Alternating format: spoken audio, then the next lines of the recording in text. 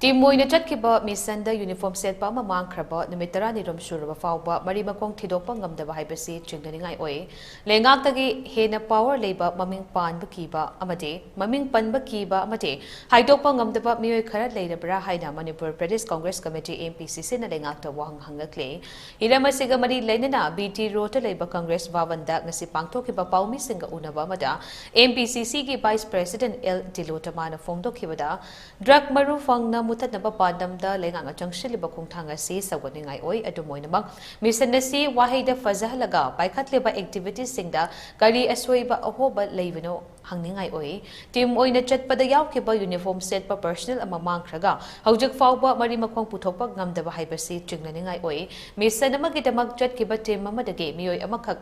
satkiba haibasi taraina lofam thokte palibalengak asina administration safare haina lauraga duty chatkiba uniform set pa mangkhiba bo matam chana track down tawba ngamdaba haibasi wahang hangningai oi lengaki asigumba thawong asina mission da sarugyari ba meeoi singda demoralize tawrakloi Ngai Late, Nadraga, Popi Yantat Pachatkiba VDF personnel ama Mangkhiba, Haujik Fauba track down ngamdriba si Kanagumba, Leingakna Hena Power Labor, Mate, Leingakna Haidopangam meeoi khara leirabra haiba sine, Mangkhiba si Thawai Panbade, Imung Manungna, Kaurang Nangairi Haibase, Leingakna Kangfam Toki, Atubada, Leingakna Thaudok Asige, Achomba Marima Kong Putoktuna, Miyam the Kangan Gatapane Haina Makataki.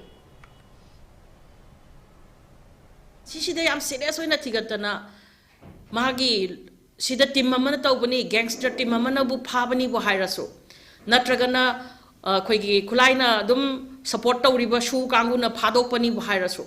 natraga some individual kharana personal enmity leibadagi popi gi sigum je tawhaningdabagi phakibagi source ni hairasu sarkar na tawbangam da thabu pu kari lege ne moina phabu phage haragadi track down tawge haragadi nomagi manungda some initiation khara di khangba dung ngam godora bane badu bunga si 10 days lapse oira abhawba kainta khangba ngam daba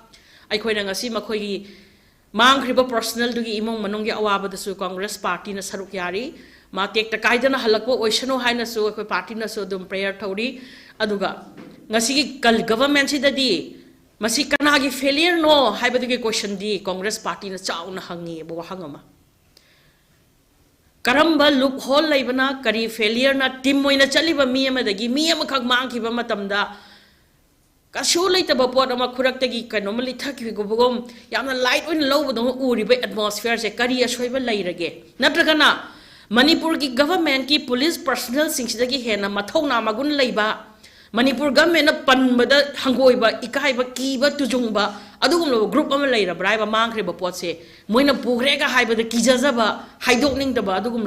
pot ka leirajala Manipur ki police personnel singsidagi hena mathona leiba mi leirabajala sin ana Manipur ki lengaklon se administration se